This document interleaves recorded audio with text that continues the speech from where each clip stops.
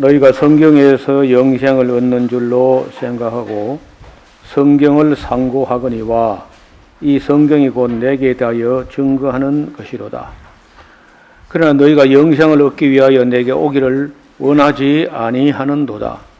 나는 사람에게 영광을 취하지 아니하노라. 다만 하나님을 사랑하는 것이 너희 속에 없음을 알았노라. 나는 내 아버지의 이름으로 왔음에 너희가 영접지 아니하나 다른 사람이 자기 이름으로 오면 영접하리라. 너희가 서로 영광을 취하고 유일하신 하나님께로부터 오는 영광은 구하지 아니하니 어찌 나를 믿을 수 있느냐. 내가 너희를 아버지께 고소할까 생각지 말라. 너희를 고소하는 이가 있으니 곧 너희가 바라는 자 모세니라. 모세를 믿었다면 또 나를 믿었으리라. 이는 그가 내게 대하여 기록하였습니다. 그러나 그의 글도 믿지 아니하거든 어찌 내 말을 믿겠느냐 하시니라.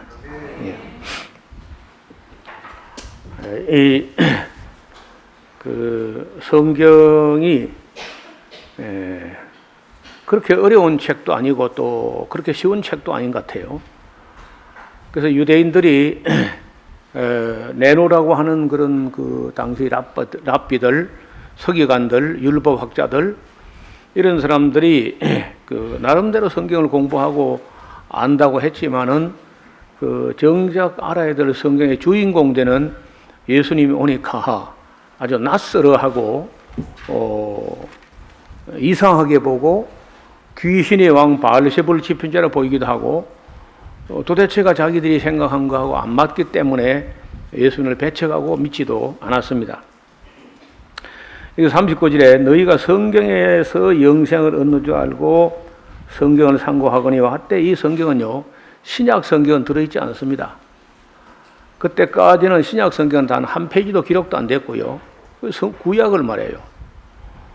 그래서 지금 이번 학기에 우리가 다루는 내용이 구약 성경의 난제, 어려운 문제, 해석하기 어려운 문제, 이해가 안 되는 문제, 설명하기도 어려운 문제, 이제 이런 문제들을 그냥 묻어두고 갈 게 아니라 우리가 논의할 수 있는 데까지는 한번 논의해보자 하는 취지에서 이번 그 포럼의 주제를 구약 성경의 난제라고 정했습니다. 이게 뭐 이번 1차 강의에서 다 정리가 안 되고 아마도 한 3, 4차까지 가지 않겠나. 그래서 한 4번 정도 포럼을 하려면 2년 정도 걸립니다. 봄, 가을, 봄, 가을이라면은. 그리고 이제 신약의 난제도 상당히 있거든요. 그래서 그걸 한 2번 정도 하면은 약 한 3년 정도에 걸쳐서 난제의 해설, 이런 과목이 꼭 필요하다고 봅니다.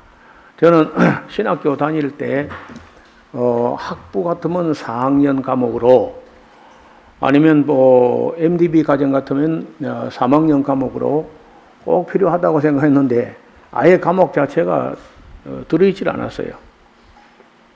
그래서 여기 우리가 성경 강좌를 인도하는 분이 많고 여러분이 계시고 해도 성경을 세밀하게 한 절 한 절 이렇게 설교하다 보면은 분명히 난제를 만날 겁니다. 그래서 그런 난제를 제가 보는 난제하고 또 여러분이 보는 난제하고 같을 수도 있고 다를 수도 있어요. 여러분에게는 난제가 아닌데 나한테는 난제가 되는 수도 있고 또 나한테는 난제가 아닌데 여러분에게 또 난제가 되고 이렇게 하는데 저 혼자 이걸 끌어가게 내버려 게 아니라 여러분들이 이제 난제를 찾아서 개인적으로든지 아니면 여기에 공개 석상이든지 그런 다룰 문제는 다루고 가면서 그렇게 나가려고 합니다. 누가 뭐 진도에 대해서 뭐 독촉하거나 재촉하는 사람도 없기 때문에 거의 그저 이 정도면 우리가 거의 난제가 다 해결됐다 할 때까지 좀 진지하게 논의가 됐으면 좋겠다 그런 생각을 합니다. 한번 여쭤보려고 합니다. 신학교 다닐 때 그 구약이나 신약 난제 과목을 한번 달아보시면 손 들어봐요. 한 분도 안 계시네. 그러니까 이게 문제라는 거죠. 신학교 다닐 때 그게 없으면 그러면 혼자 가서 어떻게 감당하란 말이에요. 신학교 갈 때 우리가 그런 문제, 평범히 아는 문제 말고 개인이 다루기 어려운 문제를 신학교에서 좀 다뤄줬으면 하는 마음으로 갔는데 놀랍게도 신학을 7년을 해도 그런 난제를 다루는 일이 없다는 거예요. 뭐 보수나 진보나 동양이나 서양이나. 그래서 이제 책이 들어 나와 있어요. 성경의 난제를 다룬 책들이 몇 권이 나와 있는데 그 책에서도 정말 우리가 다루고 싶은 난제는 다뤄지지 않았고, 유럽 사람들이 또 미국 사람의 유럽 사람들이 구약 성경을 무시하거나 아니면은 무시까지 아니라도 거의 중요시하지 않고 있기 때문에 이런 문제를 아마 거의 안 다루는 것 같습니다. 그래 하다가 이제 오늘날 뭐 한국교회 소위 말해서 개혁주의, 복음주의 하면은 구약은 그냥 그림자처럼 취급을 하고 그리 중요하지도 않다는 생각을 해요. 어떤 사람은 아예 율법 폐기론자 같은 그런 입장에 서 있기도 하고 그런 어떤 개념도 정리가 안 되기도 하고. 우리는 신학교 다닐 때 7년을 공부했는데도 율법은 우리 은혜 시대, 율법 시대, 신약 시대에 와서 율법에 대해서는 우리가 어떻게 인식해야 되는지 단 10분도 강의한 사람이 없었어요.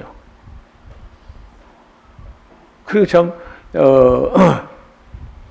그러니까 율법에 대해서 어찌할 바를 모르는 거죠, 목사들이. 또 악령, 귀신에 대해서 마귀에 대해서 혹은 사탄에 대해서 나는 10분도 신학교에서 배우지 않았습니다. 그런 과목도 없어요, 또. 요즘 제가 뭐 자주 좀 언급하는 방언 문제에 대해서도 신학교에서 한 번도 다루어지지 않았습니다. 그 방언의 진정성에 대해서도 한 번도 논의 자체가 안 됐어요. 근데 목회 현장에 나오면 이거 전부 다 중요한 문제들인데 신학교에서 다뤄주지 않고 개인이 또 뭐 함부로 다루기는 또 벅차기도 하고 그러니까 뭐 좀 부담되지만은 우리 에스라 하우스에서 한번 거쳐 넘어가는 게 좋겠다. 그래서 맨 먼저 이제 창세기가 제일 문제가 어려운 것 같습니다. 창세기를 대충 하면은 뭐 난제 끄집어낼 것도 없이 그냥 하나님이 그냥 창조하셔서 그냥 넘어가면 되는데 이걸 조금 누가 질문하고 따지면요. 뭐 매장마다 창세기 같은 경우에는 난제가 있고 어려움이 있습니다. 깊이 안 봐서 그렇지 세밀히 좀 논의하려고 하면은 창세기는 수많은 난제를 안고 있어서 이걸 해설하지 않으면은 이단과 사이비나 아니면 또 다른 이상한 교훈에 우리가 휘둘릴 수 있다는 거죠. 그래서 오늘 예수님께서 성경에서라고 말할 때 이 성경은 일단 구약 성경이었다. 아니 뭐 예수님뿐 아니라 바울이 말했거나 뭐 누가 말했든지 간에 성경 안에서 성경이란 말은 그 구약 성경을 말합니다. 그런데 우리가 구약 성경은 너무 소홀히 하는 거죠. 구약 성경뿐 아니라 사실은 신약 성경도 한 권 한 권을 통전적으로 가르치고 배우는 일이 잘 없는 것 같아요. 거의 뭐 요절 한두 절 암송하고 그것도 또 제대로 아는 것도 아닙니다. 지난주간에 우리가 여기서 성경 강좌가 있었는데 고린도 후서에서 우리가 알고 있는 구절이 뭐냐 이렇게 여쭤봤더니 딱 한 절 아는 한 절. 그런즉 누구든지 그리스도 안에 있으면 새로운 피조물이라 이전 것은 지나가시니 보라 새 것이 되었도다. 나머지는 알 바 없고. 근데 그런즉 어떤 적? 그런적이란 게 이제 해설된 다음에 그런 말이 나오는데 그런적이라는 그 앞에 그는 하나도 인식 못한 채 새로운 피조물이 되었다 하는데 내가 볼 때 전혀 안 됐어. 그냥 옛날 피조물 그대로죠. 그 앞에 보면은 우리가 생각한데 한 사람이 모든 사람을 대신해 죽었은즉 모든 사람은 죽은 것이라. 제가 모든 사람을 대신해 죽은 것은 산 자들로 하여금 다시는 저희 자신을 위해 살지 아니하고 자기를 위해서 죽었다가 다시 사는 자를 위하여 살게 하려 하심이라. 그런즉 그러니까 자기 자신을 위해 사는 사람들은 아직도 새로운 피조물이 아니고 옛 피조물 그대로고 다시는 자기 자신을 위해 살지 아니하고 자기를 위하여 죽었다가 다시 사신 자를 위하여 살게 된 사람만 새로운 피조물이 된 거란 거예요. 그러니까 고린도후서 자체를 한 절도 모르는 거나 마찬가지입니다. 아예 모르는 것이고, 그럼 고린도전서는 그는 아느냐? 12장 10절에 방언이 성령 은사를 했다 나오지 않을 바 없고, 그리고 그저 방언이 그저 은사다 하고 12장은 은사장이고 13장 사랑장이다 나머지 알 바 없고, 혹시 하면 이제 15장은 부활장이다. 나머지는 전혀 알 필요도 없고 알려고도 하지 않는 거죠. 근데 이것이 일반 성도들만 그런 게 아니고 목회자도 별 차이가 없어요. 거기서 거기야. 왜냐하면 신학교에서 거기 성경을 안 배우니까.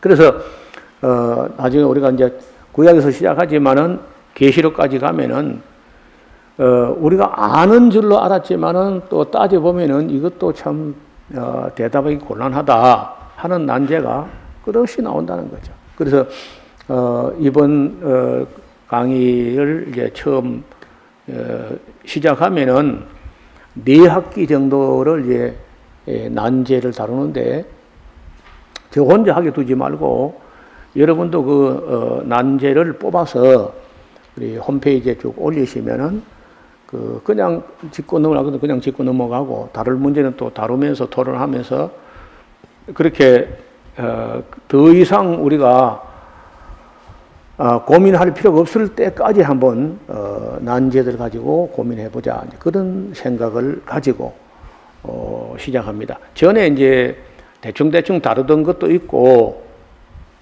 또 포럼 때 이렇게 저렇게 또 부분적으로 다루기도 한 적도 있습니다. 어제도 어떤 분이 삼위일체론에 대해서 설명을 해 주십시오. 그거는 제가 볼 때 하나님도 설명이 어렵습니다. 하나님이 실력이 없어서가 아니라 인간이 듣는 실력이 안 되기 때문에 설명한다고 삼위일체가 이해되는 거 아닙니다. 그래서 제가 전에 마산 사롱교회 있을 때 삼위일체론에 대해서 2시간 그러니까 1부, 2부 이렇게 녹화가 되어서 유튜브에 올려져 있거든요. 그래서 오늘부터 이제 창세기로 들어가면은 이것이 이제 순서가 딱 일목요연하면 되겠는데 일단 가장 심각한 문제, 대두가 되어야 될 문제, 또 함께 공론화될 문제 이런 것부터 이제 다뤄가고 또 누락되면은 또 그걸 또 채워서 나중에 이제 편집을 해서 구약의 난제 해설, 신약의 난제 해설 이렇게 특집으로 만들든지 그런 생각을 가지고 있습니다. 먼저 창세기 1장을 좀 펴주시기 바랍니다.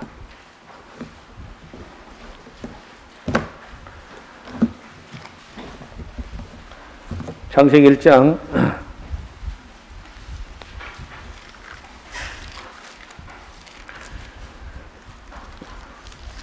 태초에 하나님이 천지를 창조하시니라. 땅이 혼돈하고 공허하며 흑암이 깊음 위에 있고 하나님의 신은 수면에 운행하시니라. 하나님이 가라사대 빛이 있으라 하시매 빛이 있었고 그 빛이 하나님 보시기에 좋았더라. 까지 이 장절에 대해서 너무 매이면은 그 문맥의 흐름에 대해서 혼란을 초래하는 수가 있어. 가끔 오해도 하기도 하고. 그래서 제가 보는 관점에서 단락이 나누어지는 게 창세기 같은 경우는 보시기에 좋았더라까지를 한 단락 한 단락 이렇게 보려고 합니다. 여기 성경 강좌 여러 차례 최근에 오신 분들은 이런 강의를 들으셨을 텐데, 여기 보니까 한림원생들도 계시고 또 최근에 안 오셨던 분들이 있어서 이 창세기 1장 1절, 2절, 3절 문제를 간단히 짚고 넘어갑니다. PPT를 좀 보겠습니다. 이 태초라는 말이 여기 요 앞에 있는 요 글자는 뿌라고 발음을 하고요. 이쪽에 있는 게 이쪽을 읽어서 레시트라고 합니다. 그래서 이어 붙여 읽으면 뿌레시트라고 돼요. 혹은 베레시트, 뿌레시트 이렇게 합니다. 이걸 뿌라는 단어가 전치사에 해당되는데 뭐뭐 안에 어떤 기간을 말할 때 뭐뭐 안에 이렇게 하는 것처럼 영어에서는 in the beginning 이렇게 번역을 했는데 우리는 태초에 그냥 태초에라고 했어요. 사실은 태초 안에 태초 기간에 이렇게 이제 해야 될 말인데, 태초에 하나님이 하늘들과 땅을 창조하셨다. 하늘들 안 해도 괜찮습니다. 사실은 히브리어의 문법에는 한 개라도 큰 어떤 명사는 복수 의미 임을 갖다 붙여요. 그래서 하늘과 해도 되고 하늘들과 해도 괜찮은 문제입니다. 땅은 혼돈하고 공허하며 그 깊은 흑암에 잠겨 있었다. 이렇게 여기 보면 우리 성경은요, 흑암이 깊음 위에 있고, 좀 어려운 말이죠.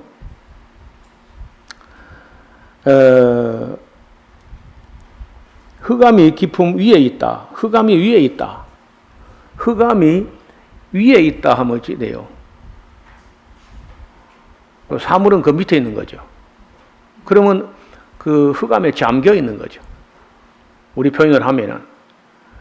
그래서 직역을 해야 되는 경우가 많지만은 때로는 의역을 해야 뜻이 통해요. 흑암이 깊음 위에 있다. 흑암이 깊음 위에 있다. 깊은 시면에, 어둠의 시면에 잠겨 있다. 모든 것들이 이런 의미로 해석됩니다. 왜 하나님이 하늘들과 땅을 만들었는데 왜 깊은 흑암의 심연 속에 잠겨 있느냐 하면 빛을 안 만들기 때문에 그래요. 아직은 빛이 없었기 때문에. 그래서 하나님의 신은 수면에 운행하시니라. 수면에 운행하시려고 하면은 물이 있어야죠. 그럼 물도 있고 땅도 있고 하늘들도 있는데 아직 빛이 없을 때 빛이 있으라 했다는 거죠. 이까지가 첫째 날에 한 게 아니라 이까지가 전부 다 태초에.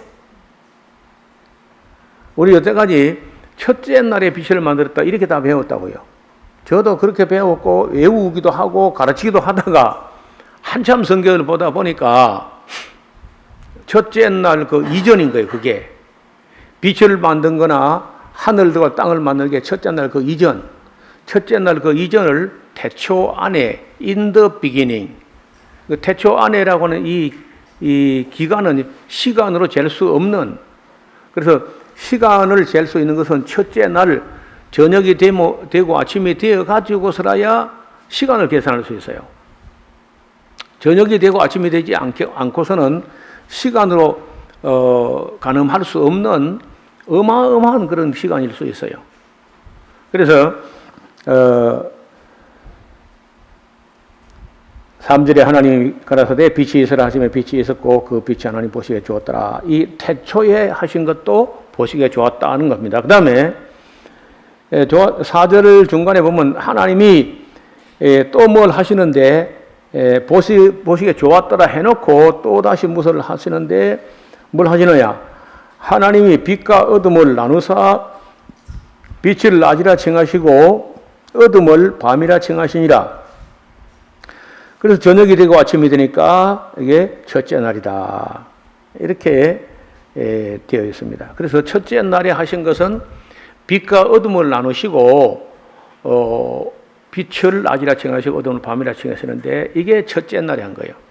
그러면은 첫째 날이 되려면은 어떻게 돼서 오늘 우리 개념으로 하루가 저녁이 되고 아침이 되느냐 하면은 빛을 어느 한 쪽에 고정시키고 지구가 이렇게 한 바퀴 팽그르르 돌아야 돼요. 저녁이 되고 아침이 돼가지고 이게 첫째 날이 되는 거죠. 오늘 우리 이 과학적 마인드를 가진 청소년들이나 대학생들이나 현대인들에게 설명하려면은 저녁이 되고 아침이 되려면은 빛은 어느 한쪽에 고정돼 가지고 이게 지구가 이렇게 자전을 한번 해야 저녁이 되고 아침이 되는 거예요. 그래서 이 빛을 낮이라 칭하시고 어둠을 밤이라 칭하셨다. 이게 첫째 날 한 거랍니다. 그리고 빛을 만드신 거나 땅을 만든 거나 하늘들 만든 거는 첫째 날 그 이전 아예 태초에 만드셨다. 그리고 태초라는 기간이 이 불특정 기간입니다. 정해지지 않은 기간이기 때문에 그 시간 개념으로 가늠할 수 없는 어마어마한 간격일 수 있고 또 짧을 수 있습니다. 그러나 첫째 날 안에 들어가 있는 건 아니라는 겁니다. 전에 우리 김성국 목사님하고 히브리 대학에서 그 공부하는 사람들하고 그 호텔에서 이야기한 기억나세요? 네. 그 뒤에 좀 대화가 있었습니까?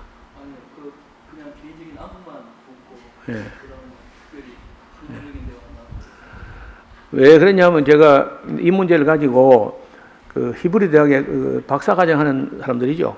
네.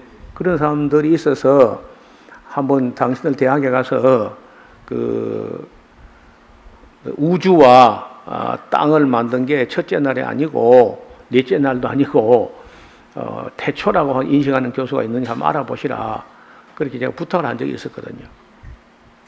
지금까지 창세기 주석이나 여러 책을 봐도 아무도 그래 안 봤어요. 그냥 무조건 첫째 날에 빛을 만들어서 이렇게 돼 있다고. 그리고 얼마 전에 박성진 씨라는 분이 과학기술부 장관인가 무슨 그 장관 지명자로 지목이 됐는데 그분이 뭐 창조과학회 회원이지 해가지고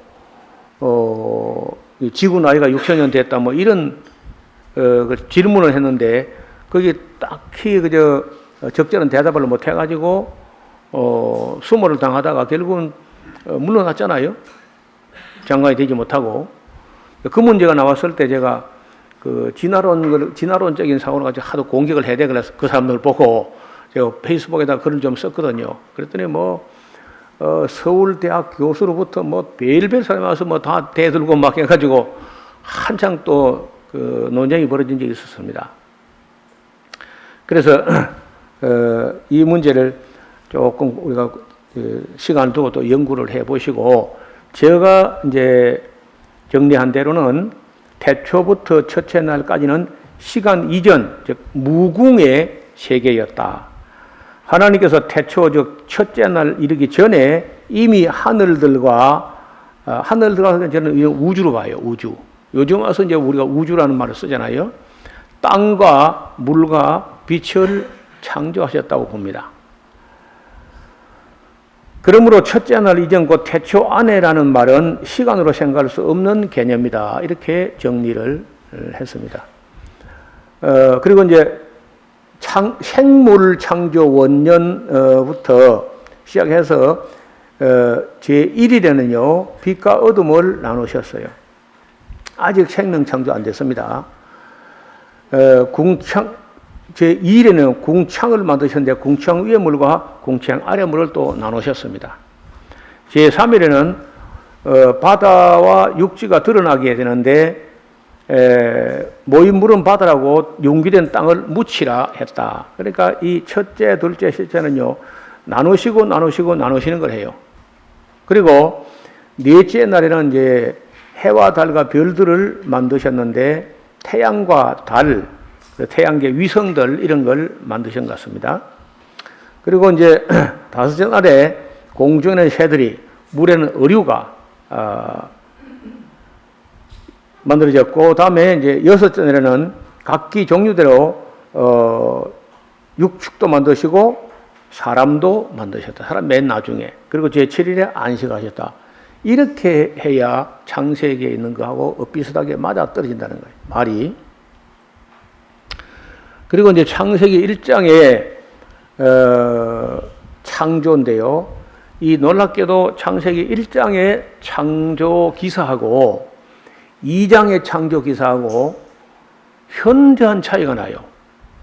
그걸 대충 읽어 나가면은 모르고 그냥 넘어갈 수 있는데 꼼꼼하게 따지는 사람 눈에는 너무 큰 차이가 나기 때문에 이것은 한 사람의 두 이야기가 한 사람의 머리에서 나올 수 없다는 겁니다. 이거 조금 더 살펴보겠습니다. 그래서 이걸 두고 이제 학자들이 문서설이라는 말을 하는데, 그 문서설이라는 말을 뭐 그까지 안 해도 최소한도 이 창조 기사가 이 창세기를 기록하는 사람에게 창조 기사는 두 가지가 손에 쥐어 있는데 그 두 가지가 특색이 있고 중요성이 따로 있어요.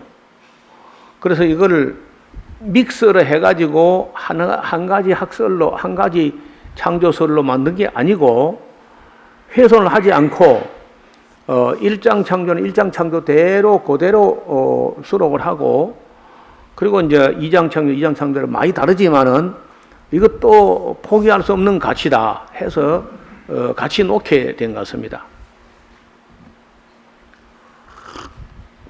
한번 보겠습니다.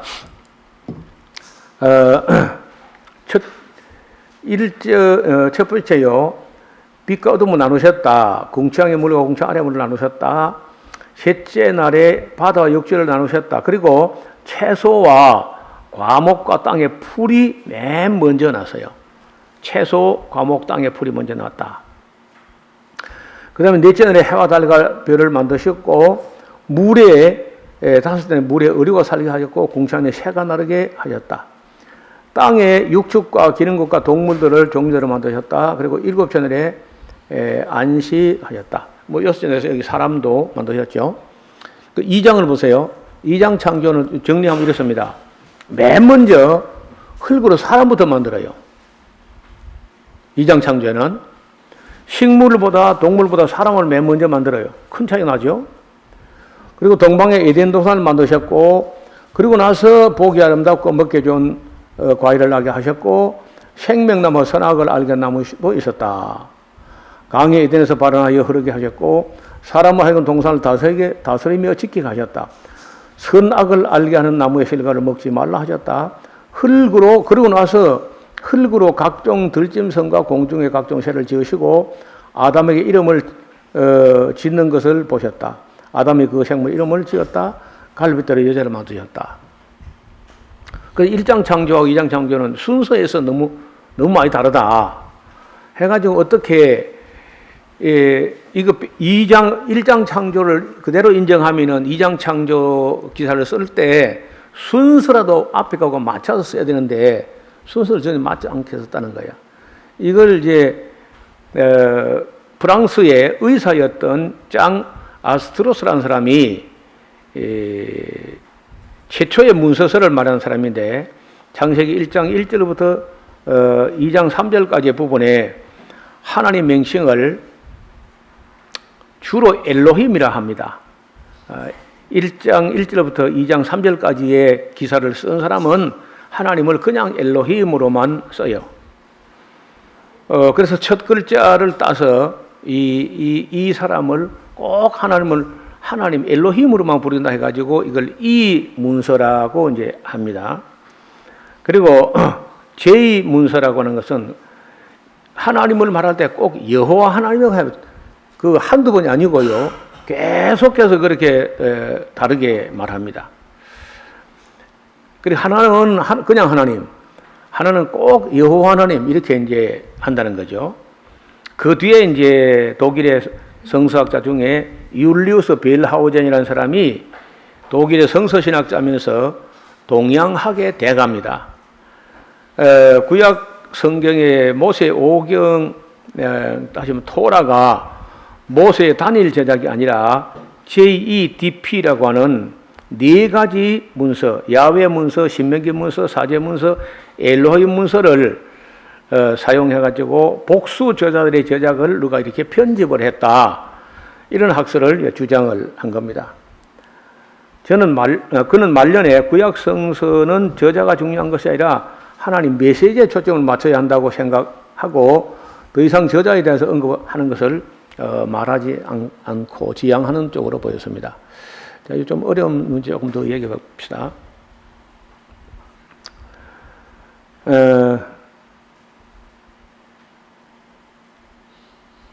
자, 이 창세기 1장 창조, 2장 창조에 대해서 나중에 여러분 집에 가서 한번 꼼꼼하게 살펴보시면은 차이가 너무 나니까 순서에 있어서 중요한데 우리가 언론 볼 때는 순서는 1장 창조가 맞는 것 같아요.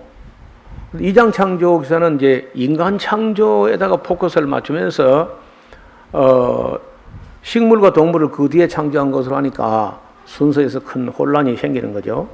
조금 이따 좀 더 언급하기로 하고, 이제 오늘 좀 다룰 문제는요, 이런 문서들이 지금 신학 문서가 다 많이 나와 있는데, 우리가 맨날 그 보수 신학만 하다 보면은 이런 문건들, 이런 책을 만들 때 굉장히 당황하게 돼요.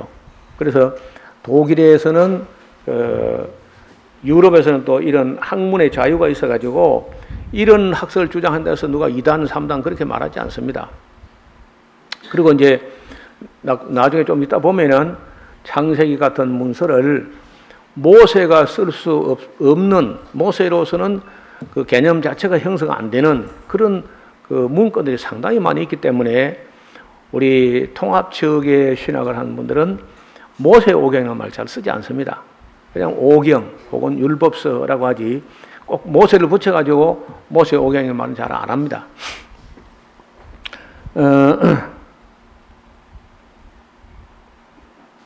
네. 그 다음에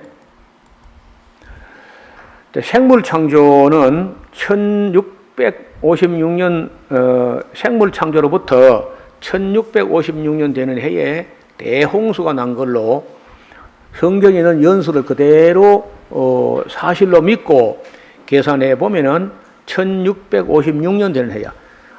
그 생물 동물, 식물, 아담 창조한 해로부터 1656년 된 해에 대홍수가 났다. 자, 이건 문제를 아직도 진화론자들이나 일반 과학자들은 꼭 거부하려고, 수용하지 않으려고 온갖 몸부림치고 있어요. 그런데 창조과학회에서나 에스라우스나 저 같은 사람은 이걸 꼭 또 강조합니다. 이거 사실로.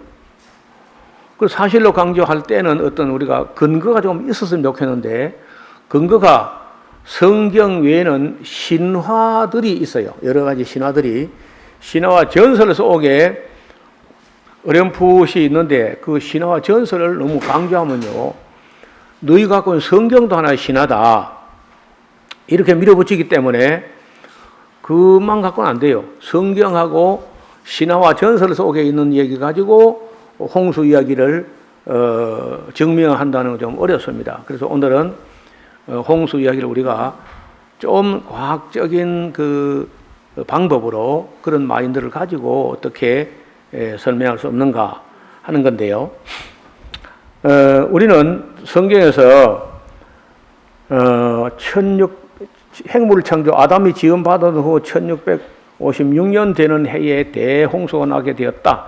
우리는 그때 하늘에서 40일간 비가 왔다는 것만 이제 생각하고, 또 기껏 하나 더 하면은 기품의 샘들이 터졌다 하는 정도까지 나와 있어요.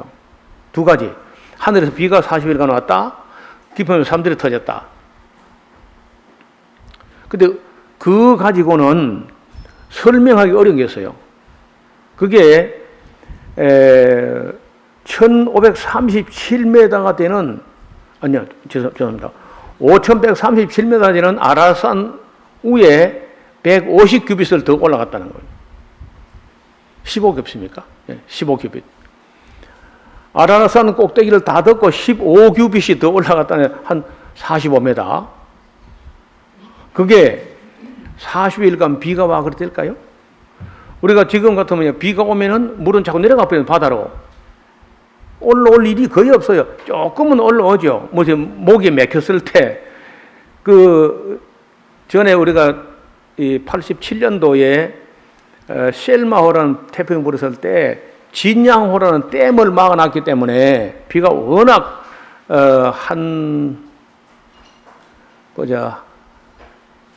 6시간, 12시간, 한 12시간 정도 비가 퍼부어서요, 지리산 지역에. 수요일인데 그날 점심 먹고부터 비가 퍼붓기 시작하더니 수요 예배 드리는데 계속 퍼붓고 성도들 집을 다 돌려보내는데 계속 비가 쏟아지는 거예요. 너무 창대같이. 그래서 교회 청년 한 분을 나와 함께 깨어있자. 집에 가지 말고 남아서 좀 이 교회를 좀 돌보고, 비가 아무래도 징조가 심상치 않다 그래서 안 보내고 이제 남아가지고 가끔 강가에 나가보기도 하는데 물이 점점 굉장히 빠르게 막 차올라오는 거예요. 차올라와서 동네, 여러분 택시 타던 그 버스 내린 거기에 이 동네 바다에 물이 올라오는 거예요.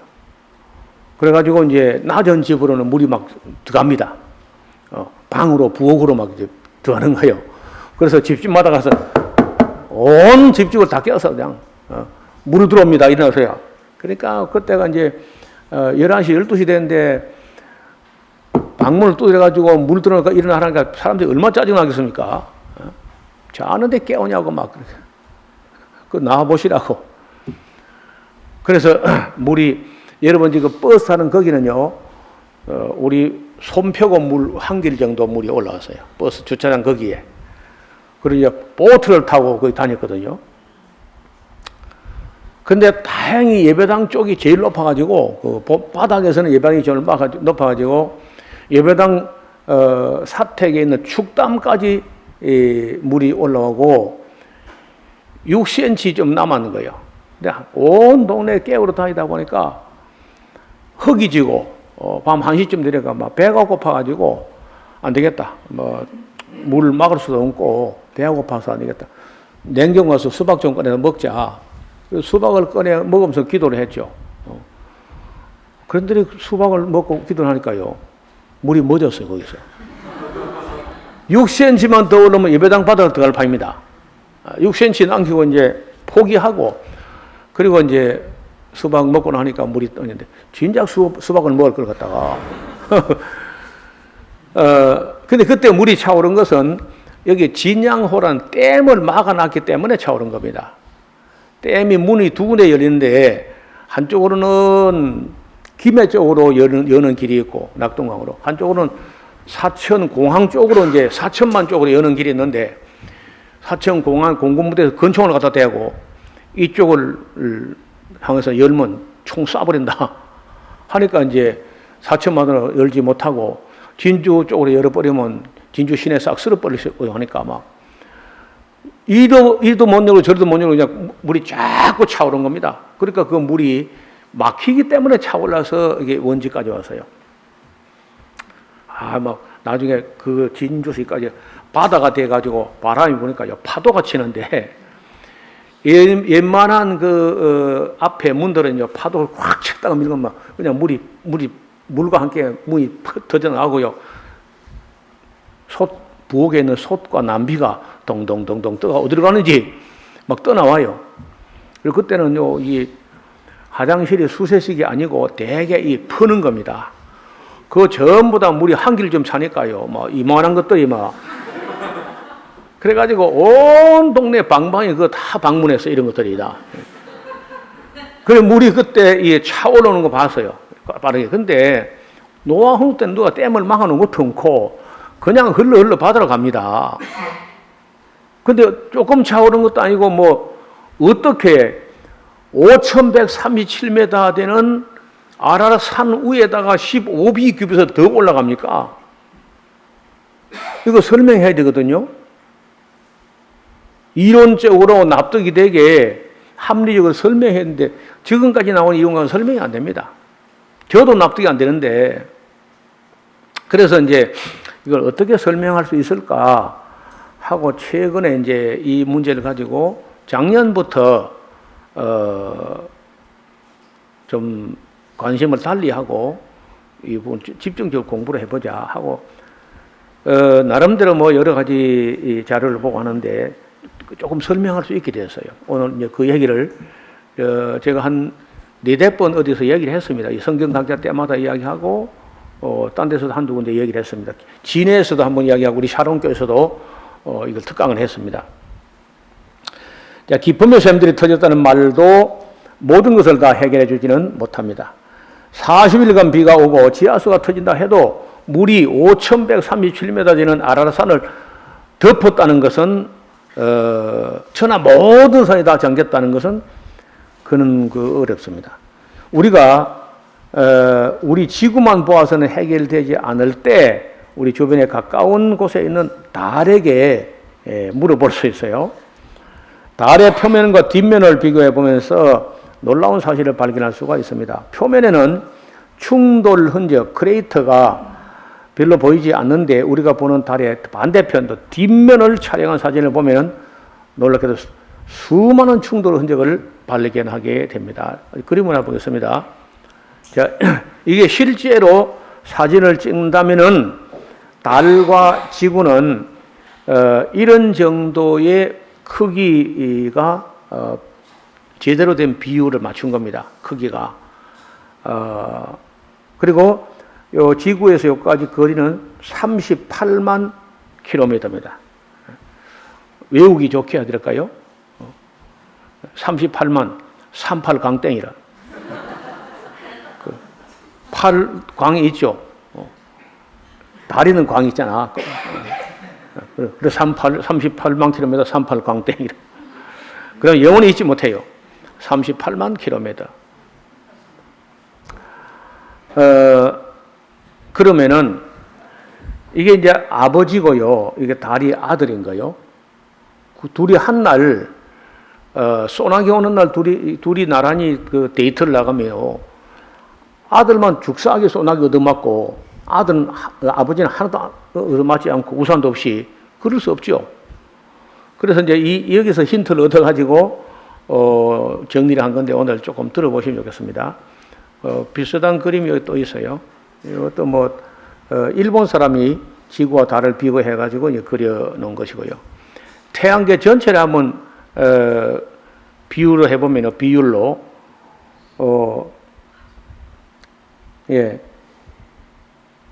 수성, 금성, 지구, 화성, 목성 이게 여기 지구네요. 이게 여기 토성, 여기 목성, 여기 태양이에요. 태양에다가 구멍을 뚫고 지구를 집어넣으면은 100만 개 정도 들어갑니다. 이 안에. 그게 태양이 그리 커요. 그런데 지금 달을 좀 보려고 하는데요. 달이 달 앞면은 이래 않지만은 달 뒷면은요. 이런 식으로 소행성 충돌 흔적을 크레이터라는데 온갖 크레이터가 곰보딱지처럼 엄청나게 얻어맞았어요. 조금 더 비교해 볼게요. 여기 지구인데요. 지구는 제법 크죠? 화성은 지구보다 더 작고 금성은 조금 작아요. 지구보다. 수성은 영 작고冥왕성은 이거 지금 넣어줄까 말까 행성에 넣어주지 말자 지금 요즘 요새 평판이 안 좋습니다.冥왕성은요. 그래서 이 지구가 요 정도 되고 목성이 이리 커요. 목성만 해도 지구 크기의 1360배 정도로 큽니다. 토성도 이렇게 크고요. 그러면 이 달을 보면은 달이 한쪽 면은요 아주 예쁘고 개수나무 한 그루, 토끼 한 마리. 이게 이제 개수나무 한 그루, 토끼 한 마리 우리가 늘 보는 이면입니다. 여기는 달 뒷꼭지예요. 저와 여러분 달 뒷꼭지는 한 번도 오늘 처음 올 겁니다. 그렇죠? 왜냐면요 달이 항상 이 예쁜 모습만 보여주지 이 뒤쪽은 한 번도 인간이 안 보여줬어요. 그래서 그 보고 싶어서 또 누가 열심히 특집하는 사람들이 뒤로 돌아가 봤습니다. 우주선 타고. 그 돌아가서 찍어보니까 세상에 곰보딱지인 거예요. 그래 이제 참 신비한 거죠. 달이 어떻게 한 면은 표면이 좀 매끈하고 한 면이 이렇게 얻어맞아가지고 곰보딱지가 되느냐. 여기서 이제 힌트를 얻어가지고 지구를 좀 설명해 보려고 하는 겁니다. 달 표면에 이렇게 많은 충돌 흔적이 있는 것으로 보아 지구에는 더 많은 운석이나 소행성들이 충돌했을 것으로 봐야 돼요. 달에는 지구와 같은 바다가 없고 공기가 없기 때문에 그림과 같이 충돌 흔적이 잘 보존되었지만은 지구는 표면의 70% 이상이 거의 바다이기 때문에 육안으로 볼 수 있는 흔적은 그리 많지 않습니다. 그러나 지구에도 세계 곳곳에 약 150군데의 충돌 흔적을 가지고 있습니다. 그 충돌 흔적을 크레이터라고 합니다. 크레이터. 소행성이 바다에 떨어졌을 때는 엄청난 해일과 동시에 많은 양의 토사가 육지로 밀려와서 내륙을 층층이 덮어서 화석을 포함하는 지층을 형성했다. 이렇게 제가 해석을 하는 겁니다. 아직까지는 이렇게 해석한 학자는 한 명도 안 나왔어요. 제가 처음으로 이 태평양이라는 바다에 여러 수만 개의 소행성 파편들이 거의 동시에 막 완전 동시는 아니고 거의 하루 동안이나 하루도 아니고 12시간 하루의 절반 그 안에 그런 소행성이 충돌하되 한꺼번에 떨어진 게 아니고 그 12시간 안에 시차를 두고 떨어졌기 때문에 여러 지층이 생성된 걸로 이제 해석을 하려고 합니다. 들어보시기 바랍니다. 여러분, 이 아폴로 11호로 타고 간 닐 암스트롱이 이 달 표면에 내려 디디면서 발자국을 남겼는데 지금 3, 40년 됐죠. 그런데 지금도 그대로 있습니다. 왜냐하면은 달에 공기가 없어요. 물도 없고 따라서 바람도 없는 거죠. 그러니까 그대로 있고 앞으로 100년 있다가도 이렇게 있을 겁니다. 그런데 지구는 이게 물 때문에 별이 충돌했다 손치더라도 물 속에 충돌한 거는 물이 덮이면 그냥 다시 안 보이는 거죠. 자세히 보시면 지구 달하고 비슷하게 한쪽 면은 육지로 가득한데 반대 한쪽 면은요 거의 바다만 있고 물이 없어요. 이게 태평양이라고 그래요. 이 육지가 조금 올라온 섬이 몇 군데 올라온 것 뿐이지 육지가 거의 안 보이다시피 합니다. 이렇게 우리가 볼 수 있다면 이게 아마 한 40% 정도라고 보는데 표면적에 여기는 거의 육지가 안 보이는 거예요. 반면 이쪽은 이렇게 육지가 많이 있는 거죠. 여기가 이제 달로 하면은 곰보딱지로 많이 얻어맞은 한 면이 지구의 한 면이라고 보는 거죠. 그러면은 이 운석이나 이 소행성이 지구에 이렇게 충돌할 때 그 속도가 M16 총알의 20배 정도, 권총의 약 40배 정도로 충돌합니다. 충돌 속도가. 그러면 그때 그 대기권하고 충돌할 때 대기권의 마찰열에 의해 가지고 웬만한 돌이 녹아서 물이 되고 물이 전기가 되는데 이걸 암석전기라고 부릅니다. 지질학적으로 암석전기. 암석이 녹아서 물이 돼가지고 수증기가 돼서 흩뿌려질 때 이걸 암석전기화 돼가지고 그 빛을 발하면서 대개 이제 사라지는데 큰 거는 다 녹지 않고 이 지표면에 떨어진 후 있는 거죠. 그래서 오늘 이따 조금 더 설명하기로 하고 인도양의 소행성이 충돌하여 아라비아 반도를 사막으로 만들었고 이란의 고원지대와 히말라야 산맥까지 융기되게 하고 이렇게 해보면은 해안을 따라 솟아나는 산맥들과 지층들과 화석들 그리고 화석 연료가 매몰된 것까지 다 이해할 수 있어요. 다시 말해 석유 생긴 거, 석탄 생긴 거, 화석 생성된 거 다 설명이 가능하다는 겁니다. 환태평양에 불의 고리를 따라서 화산과 지진대가 생겨난 것도 설명이 가능합니다. 남미 칠레와 볼리비아 고원지대 역시 태평양이 충돌한 소행성에서 형성된 것으로 보면 어렵지 않게 지질과 지층에 대한 이해가 될 겁니다. 지금까지 지질학자들은 동일 과정으로 오늘날 지층들이 형성된 것으로 주장을 해왔습니다. 진화론자들은 동일 과정설, 균일 변천설, 그러니까 오늘과 똑같은 템포로 지구 변화가 격변이 없고 동일 과정을 거쳐왔다. 이렇게 하면서 지구 연대를 이야기하거든요. 그러면 이제 예를 들어서 그랜드 캐년에 우리가 전망대 내다보는 그 위가 전망대 표면이 2,200m 내지 2,400m 고지입니다. 거기서 내려다볼 때 그랜드 캐년 콜로라도 강 계곡까지가 1,200m 이상 깊이 들어보는데 그 중턱 어디쯤에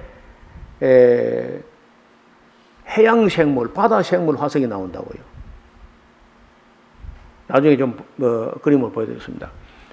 그걸 이 사람들은 이제 진화론자들이 어떻게 설명하냐 하면은 옛날에는 한때 아리조나주라든지 지금 현재 캘리포니아주 이런 육지가 바다 밑에 있었다는 겁니다. 바다 밑에 그것이 오히려 바다 밑에 있어가지고 거기에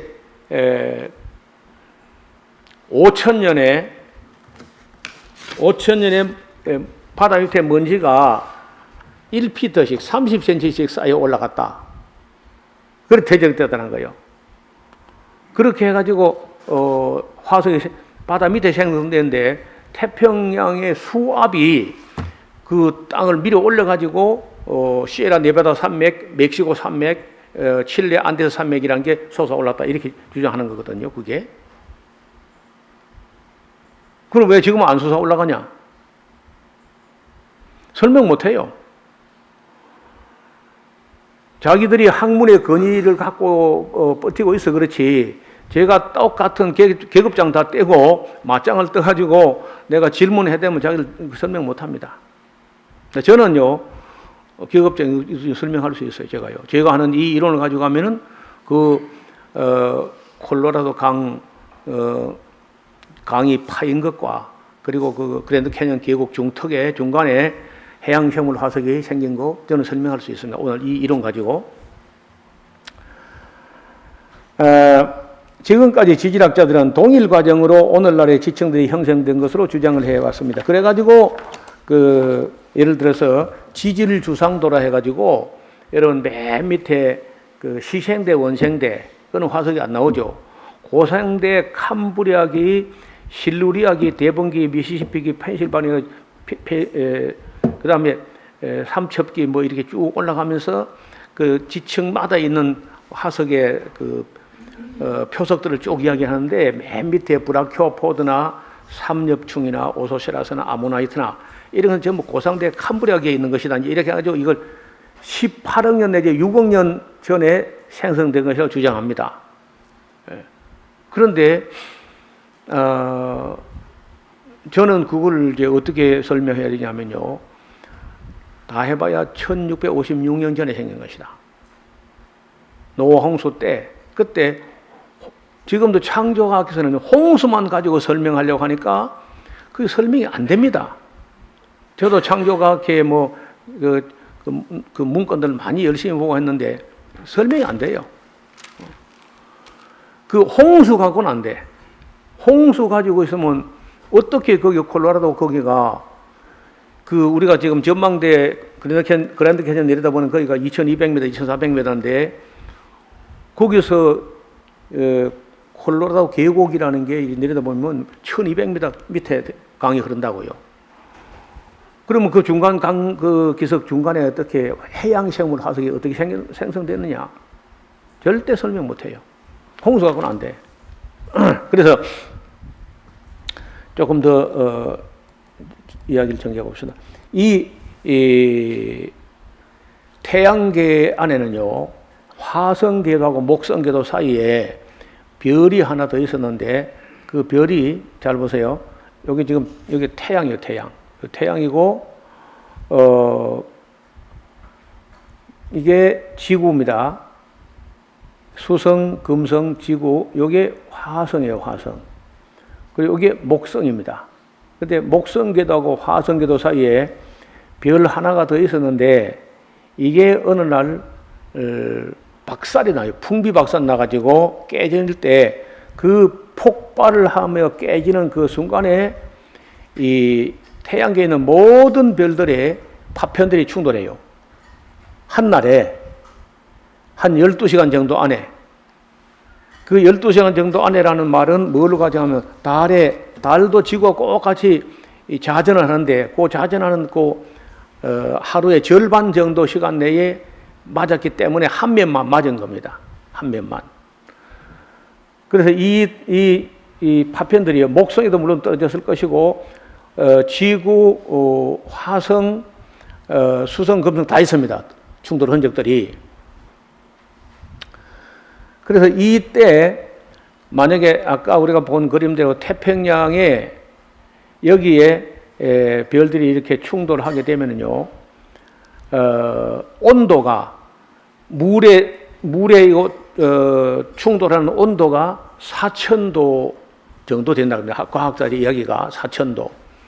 그럼 강력한 수증기를 발생시키면서 이거 올라가 가지고 온 하늘을 덮었다가 지구의 자전과 편서풍 때문에 태평양에서 생긴 수증기가 유럽 쪽, 아라산 쪽에 덮었어요. 돌면은요. 덮었으면서 그 수증기가 구름이 돼가지고 비를 40일간 내린 거예요.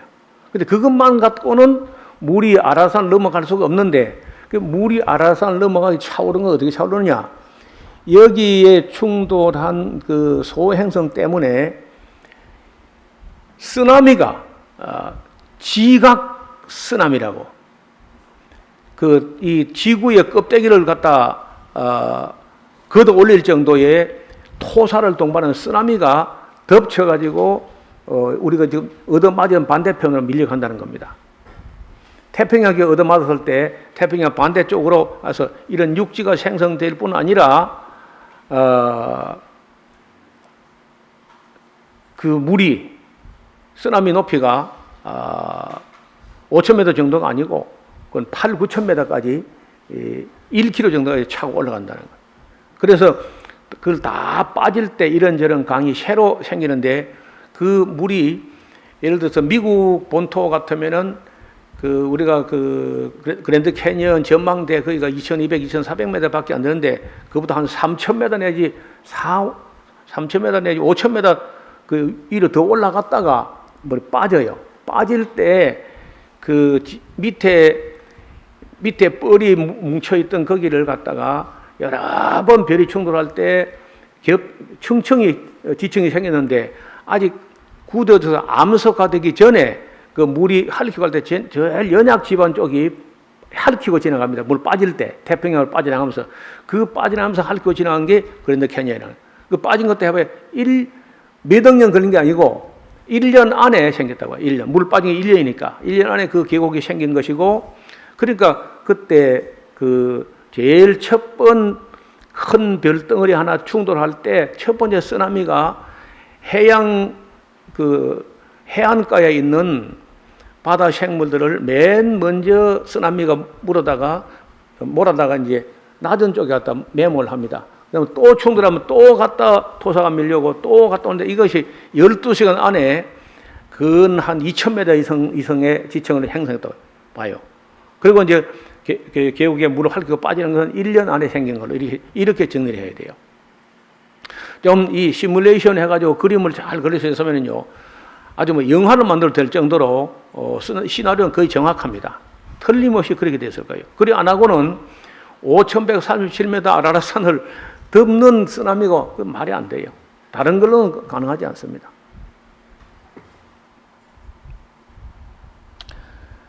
자, 그래서 여기 지금 영상을 하나 좀 보려고 합니다. 마침 KBS가요, 최근에 아주 제가 말한 것 비슷한 그 영상을 하나 만들었는데, 우리 하는 이론하고 전혀 상관도 없는 건데, 지구 종말이 온다면은 지구의 소행성이 충돌해가지고 종말이 온다. 그럼 가상인데, 직경이 500km 되는 소행성이 지구에 충돌하는데, 일본 열도의 남방 1,500km 밑에서 충돌했다. 직경 500km 되는 소행성이 일본 남부 태평양에 1,500km 되는 지점에서 충돌했을 때 그 지구에는 어떤 현상이 일어나는가 하는 걸 이제 시뮬레이션 한 건데 한번 보겠습니다. 어떤 일이 일어날까요? 지구 물리학을 전공한 과학자의 감독하에 모의 실험을 했습니다. 천체의 크기나 그 충돌의 영향을 알아보기 쉽게 하려고 현재의 지구에서 충돌이 있었다고 가정합니다.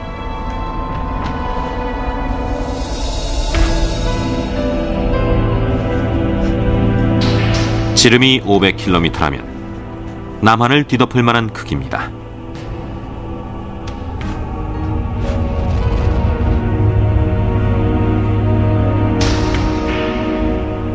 낙하 지점은 일본으로부터 남쪽으로 1500km 지점의 태평양으로 정했습니다.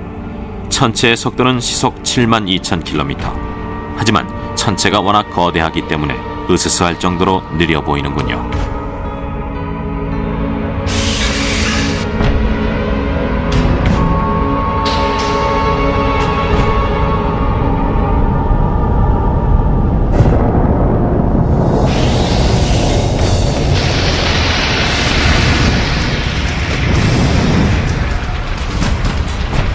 두께 10km의 지각이 통째로 걷어 올려집니다. 지각 헤일로 불리는 현상이죠. 지각 헤일이 엄습한 수심 4,000m의 바다도 마치 얇은 껍질처럼 보입니다.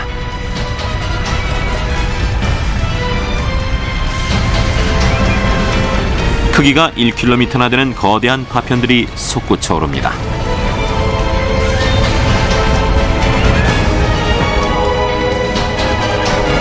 일본 열도도 분쇄되고 맙니다.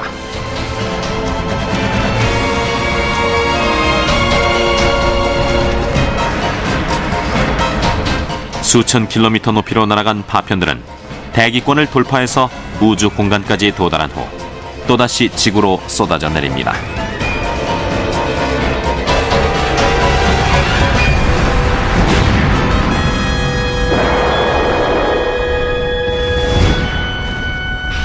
(7,000m) 높이의 운석궁 테두리는 거대한 산맥처럼 보입니다. 운석궁 지름은 4,000km로 괌섬에서 중국 대륙 일부까지 집어삼킵니다. 하지만 이건 재앙의 사소한 시작에 불과합니다.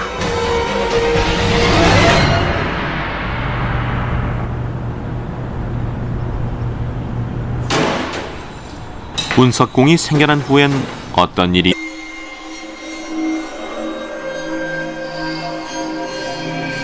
우주에서 보면 운석궁 안에 이변의 주역이 드러납니다.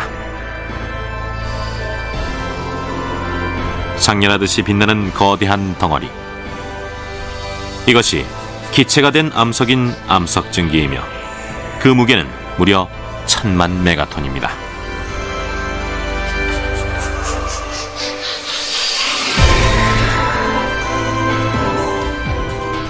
돔 모양으로 부풀어 오른 후 밀어 올려지듯이 순식간에 모든 방향으로 퍼져나갑니다.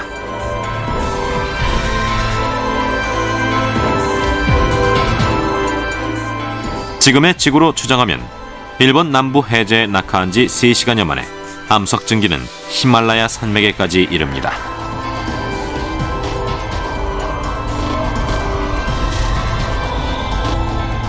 온도 4,000도의 열이 초속 300m로 밀려옵니다.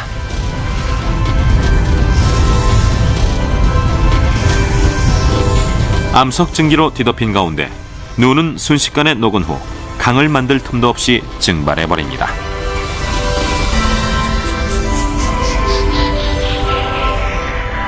암석 증기는 충돌 지점의 반대편에 해당하는 아마존에도 도달합니다.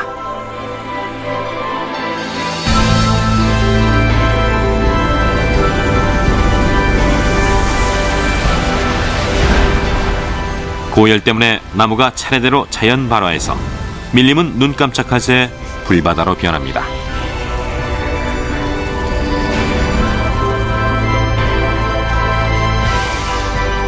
충돌한 지 하루 만에 지구는 마침내 장렬하는 암석 증기에 갇혀버립니다.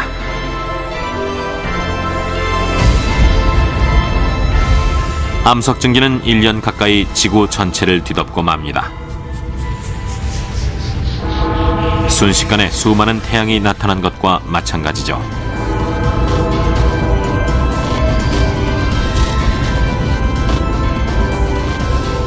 생명의 요람 바다도 변동에 휩싸입니다. 암석 증기에 뒤덮인 직후 해수면은 거품이 격렬하게 이입니다.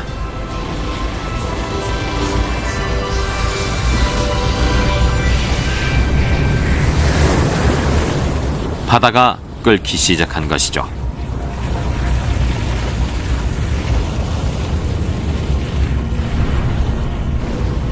극심한 증발에 의해 해수면은 1분에 5cm라는 맹렬한 속도로 줄어듭니다.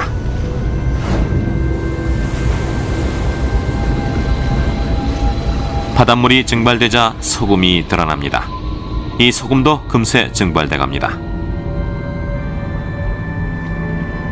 모습을 드러낸 해저는 여지없이 고열의 영향으로 용암처럼 녹기 시작합니다.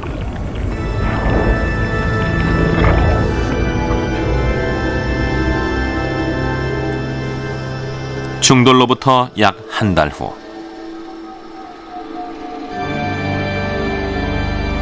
암석 증기 아래에 놓인 지표면입니다.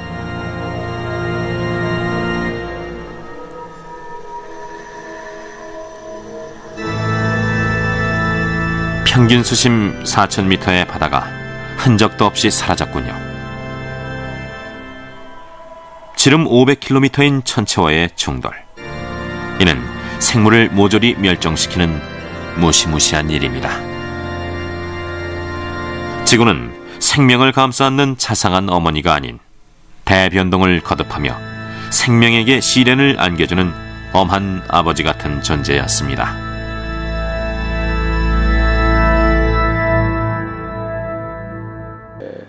지구 껍데기를 다 걷어올리는 지각해일이 일어나면서 그때 암석이 녹아서 수증기가 돼가지고 암석 수증기, 암석 전기 그런 게 덮어가지고 그 열에 의해서 그 박테리아 바이러스 한 마리 살아남지 못하게 된다. 500km면은 우리 한반도를 북한을 잘라 남한 옆에 갖다 붙여가지고 열에 하면은 한 500km 됩니다. 그런 정도 크기가 충돌했을 때는 지구의 모든 생명은 하루 만에 끝나버리는. 그래 이렇게 큰 게 떨어지면 안 되고 노아 홍수 때 떨어진 거는 노아 있는 쪽에서는 암석 떨어지는 거 안 보이죠. 태평양 떨어지니까. 그런데 아마도 크기가 그 떨어진 별의 크기가 저 생각에는 크면 한 10km, 20km.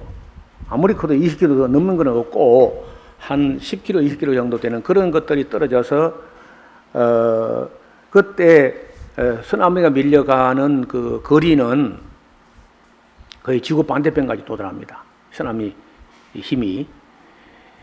나중에 이제 멕시코 만에 있는 칙슬로브 크레이터라는 그때 떨어진 게 약 10km 되는데 그게 직경이 한 170km에서 240km 정도 동심원을 그리고 있습니다. 근데 그보다는 더 큰 게 태평양에 여러 수천 수만 개가 떨어졌다고 봐요. 그래서 그 떨어지면서 그것들이 첫 번째 웨이브가 싣고 온 쓰나미가 제일 밑에 층, 두 번째 떨어진 게 이것이 큰 시차가 아니고 24시간도 아니고 12시간 정도 안에 여러 수백 수천 개 지층이 형성됐다고 해요. 전부 다 순식간에 그래야 석유도 설명되고 석탄도 설명되고 화석이 설명돼요. 그리고 지층이 설명됩니다. 지층과 단층이 설명되고 콜로라도 계곡에 물이 빠지면서 그걸 핥히고 지나간 계곡이 불과 1년 만에 그런 계곡을 팠다는 것도 우리가 논리적으로 설명이 됩니다. 그러면 아라라산을 덮었던 5,137m 아라라산 위에 15규빗 더 넘어갔다는 것도 전혀 문제가 안 되고 해결 다 돼요. 그래서 이걸 달을 안 봤다면 이런 논리는 잘 못 세울 텐데 달을 딱 보니까 한 면은 그렇게 많이 얻어맞았고 한 면은 말짱하다는 거예요. 이걸 두고 오랜 세월이 아니고 불과 그 자전하는 주기에 절반 되는 시간, 12시간 정도 안에 그게 다 맞았다. 그러니까 별이 폭발을 했을 때 날아오는 그 파편이 몇 년 두고 날아오는 게 아니고 짧은 기간에 집중적으로 날아왔다고 봐요. 폭발은 그 순간에. 이것이 이제 노아 홍수 때 있었던 성경에 기록되지 아니한 그런 이변이 천지격변의 원인이 아니겠는가 이렇게 보는. 지금 우리 지구촌에 있는 정상적인 천문학을 한 분들은 거의 99% 지구의 종말은 소행성 충돌로 기인한다. 다 그렇게 인정합니다. 그런데 이런 것을 제일 먼저 알고 있어야 할 기독교인들은 캄캄무소식이에요. 전혀 관심도 없고 개념도 없고 천문학자들은 이미 다 이런 걸 다 감지하고 이런 시뮬레이션을 만드는 이건 너무 큰 걸 만들어서 500km. 그런데 생각에 이런 분들이 부탁해가지고 그 100km 정도 되니까 충돌하면 어떻게 되는가. 또 그것이 한 20km 되는 게 한꺼번에 여러 수천 개가 태평양 쪽에 충돌하면 어떻게 되는가 한번 해보시오.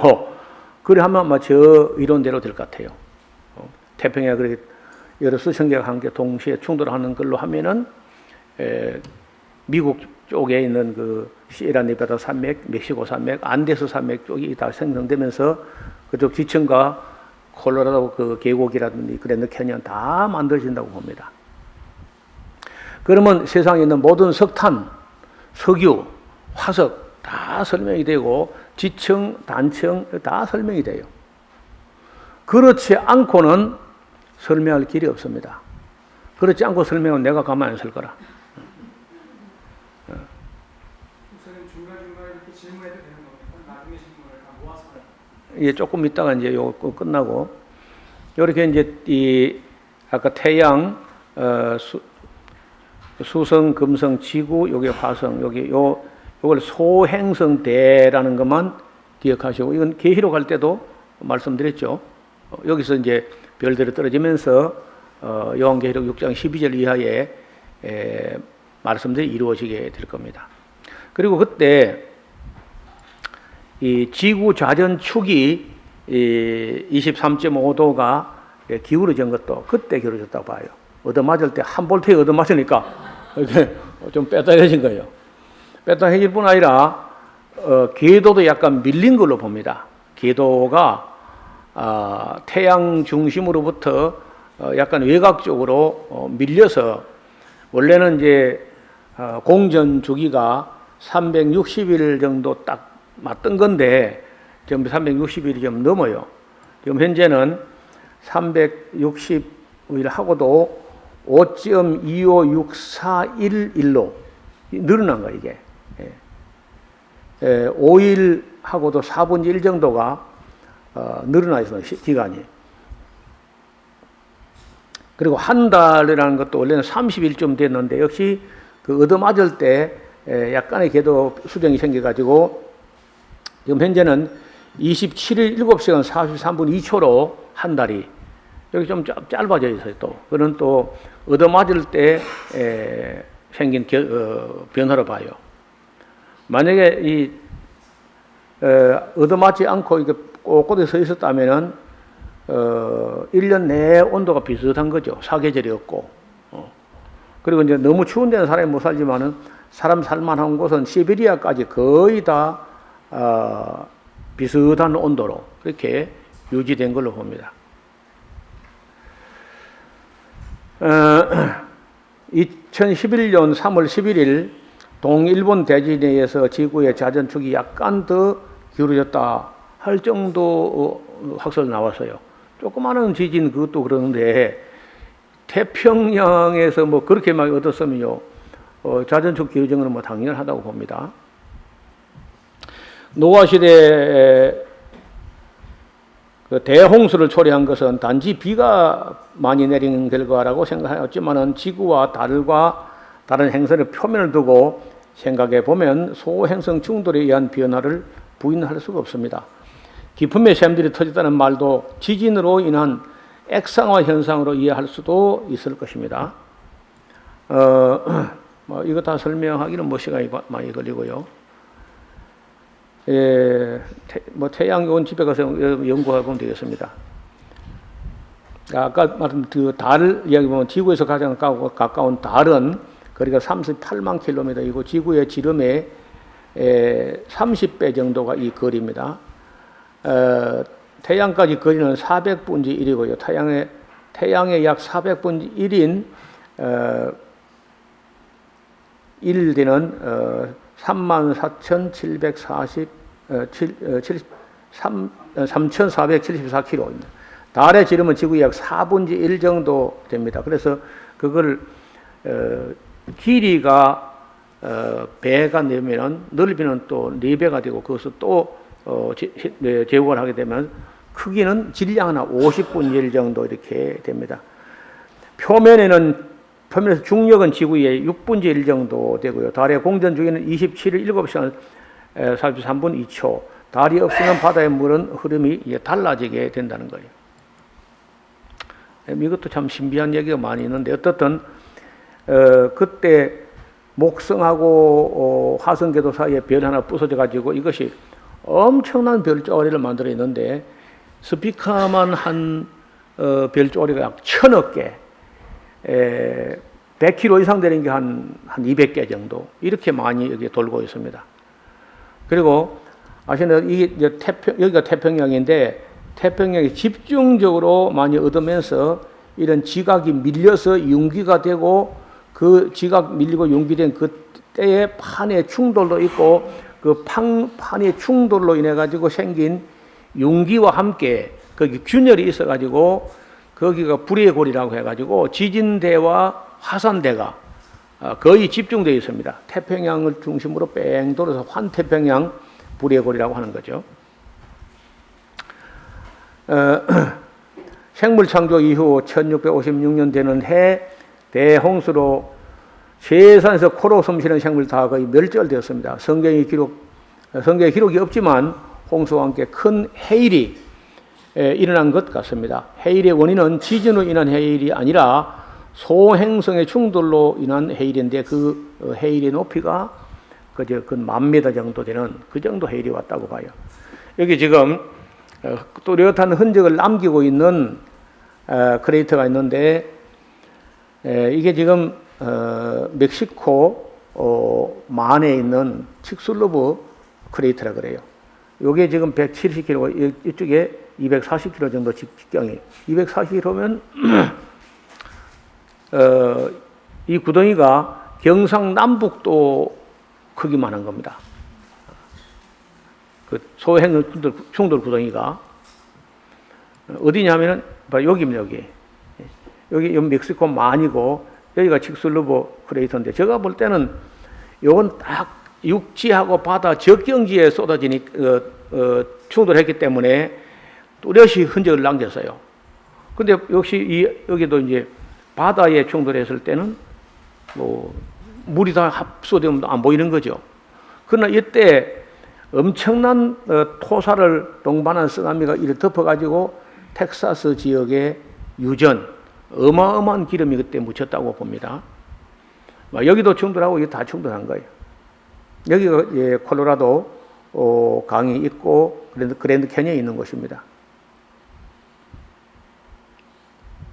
네.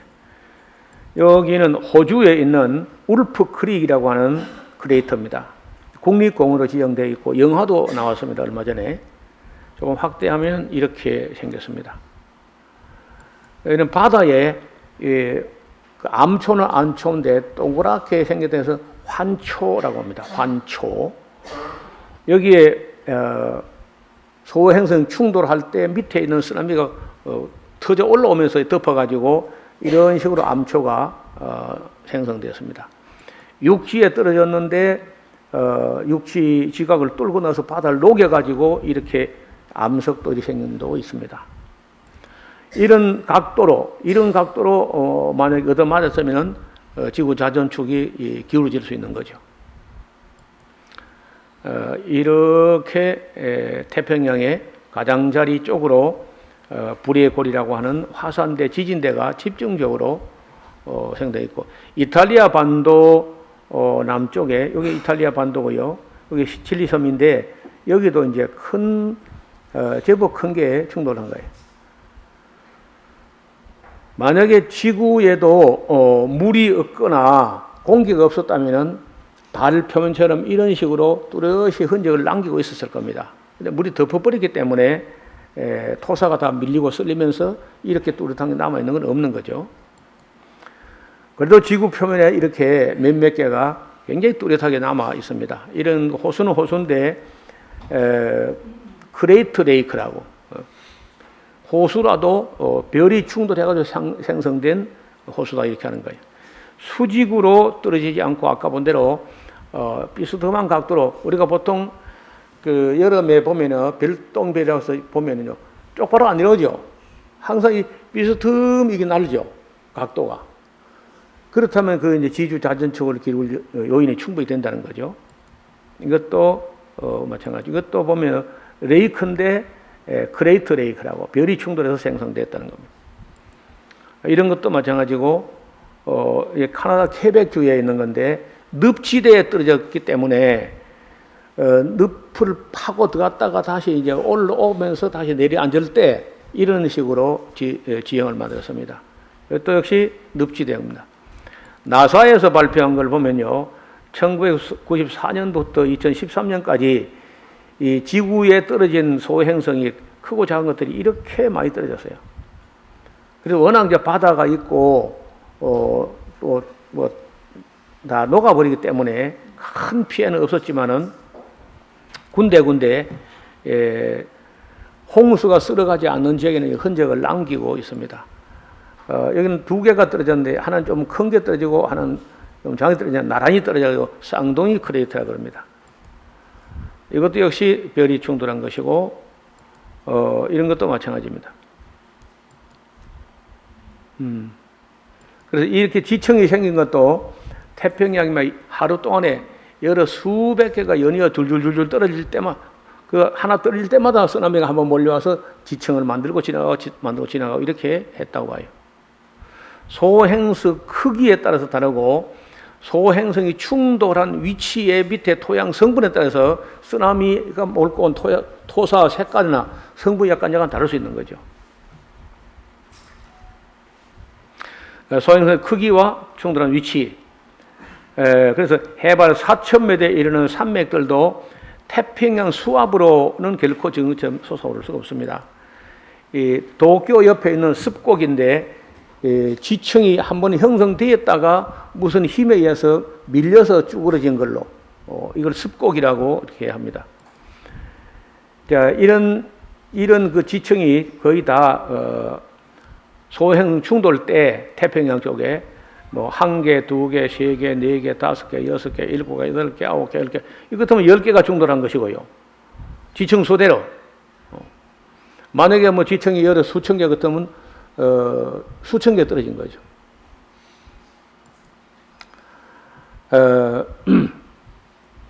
여기 이제 기반암이라는 원래 그 그랜드 캐년이 있는데 그 원래 밑에 기반암이고 여기 지금 콜로라도 강입니다. 여기 요 수위가 그 위에 이제 이런 여러 층에 이렇게 지층이 생겼다고요. 이거 다 뭐 18억 4천만 년 된 거라고 이제 우기고 그 뒤에 이게 7억 4천만 년, 12억 년 됐다 이렇게 하는데 전혀 이거는 뭐 이런 지질 주상도는 제가 볼 때는 다 거짓말이고 거의 하루 만에 하루도 아니고 한 12시간 안에 다 생기는 여러 번 별들이 충돌할 때 한 번 충돌할 때마다 지층 한계가 생기는 거죠. 그래서 이 각도가 이런 식으로 떼지니까 이쪽에 밀리면서 북반구에 얻어맞으니까 아무래도 이게 자전축이 기울어졌다고 봅니다. 자, 여기 보세요. 여기에 이거 이쪽 이 밑에 이 제일 큰 지층인데 이때는 제일 많은 게 밀려왔다고 보고 그 뒤에도 여러 한 켜마다 별 한 개 한 개가 계속 충돌하면서 밀고 온 쓰나미라고 보는 겁니다.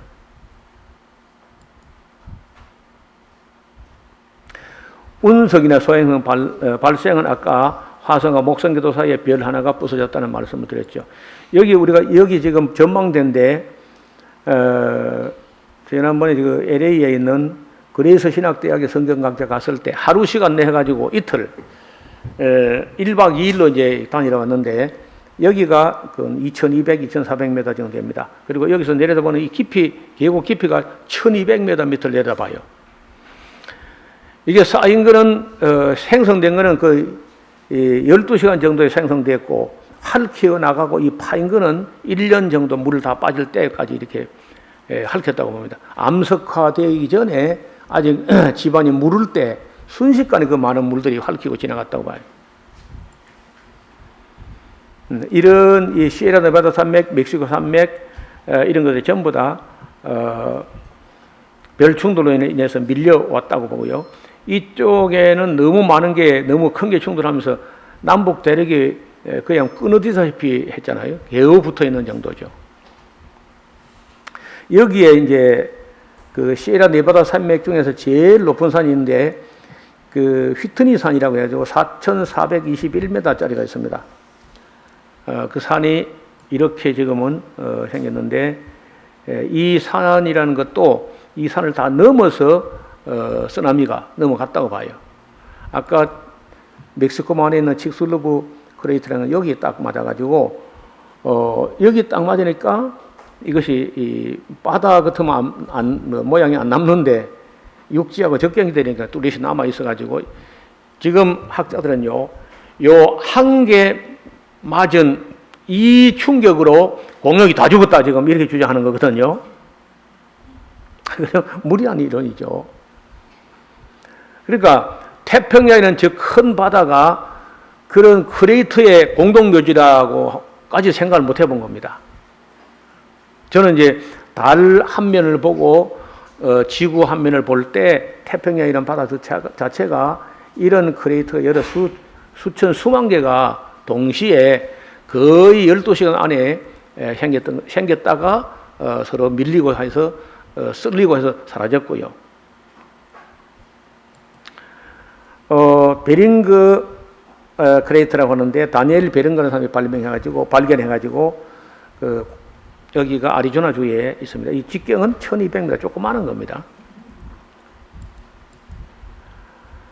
여기 우리 그랜드 캐니언이라는 곳이죠. 여기서 쓰나미가 몰려와서 쓰나미가 한 10,000m짜리가 몰려와가지고 이거 다 덮어서 이쪽에 제일 많은 산맥을 형성했습니다. 제가 이쪽 시에라네바다 산맥에 킹스 캐년, 세콰이어 파크 이렇게 가보면은 거의 해발 3,500고지 정도 되는데 삼나무가 이런 제가 이렇게 한 바퀴 삥 도는데 42걸음을 걸어야 되는 그리고 나무 높이가 그 100m 좀 되는 그런 삼나무가 빼곡히 있습니다. 이 산맥 속에 거의 제일 높은 곳에는 거의 만년설 같고요. 아까 다니엘 베른가 발견했다는 이 크레이터는요, 여기 밑에 바닥에서 보면 마치 여기 산맥같이 보이죠. 이런데 이제 크레이터에 얼음이 얼고 위에 눈이 오니까 이렇게 모습이고요. 이거는 호주에 아까 있는 거 말씀드렸죠. 이런 것도 별이 충돌해가지고 생긴 크레이터입니다. 이런 것도 마찬가지예요. 저는 이 지중해도 좀 별이 떨어지지 않나 봐요. 지중해도. 그래서 여기 이 지금 여기는 고센 삼각조고요. 이쪽에 이제 이집트, 리비아 쪽에 그 사막화된 거라든지 사하라 사막 이런 것들이 다 쓰나미가 몰고 토사가 다 덮어버려 식물들 다 멸종시켜버리고 사막이 됐다 이렇게 봅니다. 자, 콜로라도 계곡입니다. 그랜드 캐니언. 우리가 이게 전망대 이런 데가 보통 이제 2,200, 2,400m 되고 여기서 강바닥까지가 1,200m 이상 이렇게 되는데 이것이 암석화되기 전에 굳어지기 전에 1년 안에 다 핥히고 지나가서 바닷물로 빠지면서 이렇게 형성됐다 봅니다. 크레이터고요. 이것도 크레이터. 여기 지금 카스피 해보다 약간 오른쪽에 있는 아랄 해라는 바다인데 64년도만 해도 이렇게 물이 많았어요. 그리고 2001년도에 거의 32%밖에 안 남았고 이전에 13%밖에 안 남았는데 이게 내수면에 있는 호수인데 물이 증발하는 속도가 이제 점점 더 가속도 돼가지고 지금은 이제 얼마 안 가서는 이제 소금 바다로 남을 텐데 그래서 이 호수가 영원한 게 아니라는 거예요. 홍수 때 바닷물이 밀려서 왔다가 뺑 둘러 이렇게 파져 있기 때문에 빠져나가지 못하고 그 안에 갇혀 있는 상태로 유입되는 수량보다 증발이 더 많기 때문에 시간이 흐르니까 말라버리는데 볼리비아 소금 호수 이런 게 전부 다 마찬가지 그렇게 생성했다 봅니다. 우리가 갔던 그 이란 북부의 우르미아 호수라는 호수도 계속 물이 증발돼 가지고 염도가 점점 더 높아지고 있어요.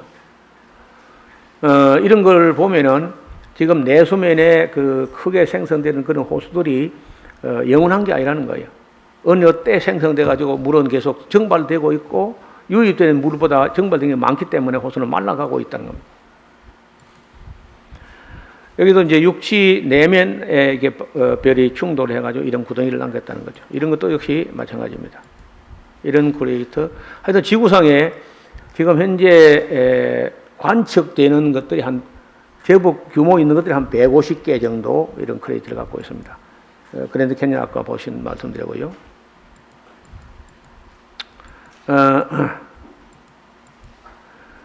화성 표면에도 이렇게 맞았는데 또 맞았고요. 또 맞았는데 또 맞았어. 그렇죠. 여기는 삼중으로 얻어맞은 그런 흔적이죠. 화성 표면입니다. 자, 이걸 가지고 화성에 물이 있었다느니 하는데 저는 물로 보지 않습니다. 그 색깔이 약간 변한 거죠.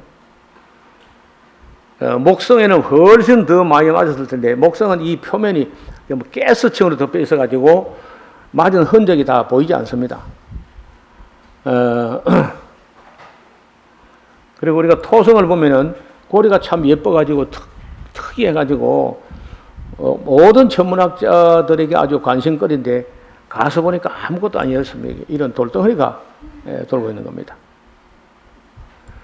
수성 표면도 어지간히 많이 얻어맞았어요. 그러니까 전부 다 그 화성하고 목성궤도 사이에 있는 별 부서질 때 함께 다 그러니까 하루의 절반 12시간 안에 이렇게 다 함께 얻어맞았다고 봐요. 수성 표면에 거의 금속성처럼 보이는데 이렇게 되어 있고요.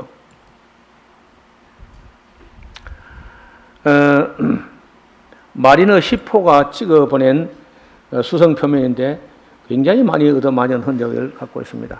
그래서 이렇게 보면은 우리가 노아 홍수라는 게 단지 40일 비가 왔다, 또 지하수가 터졌다 이런 정도를 넘어서서 태평양 쪽에 집중적으로 쏟아지는 그 12시간 안에 그때 그 쓰나미에 의해 가지고 지층, 화석, 석탄, 석유 이런 것들이 다 생성됐다 이렇게 보는 것입니다.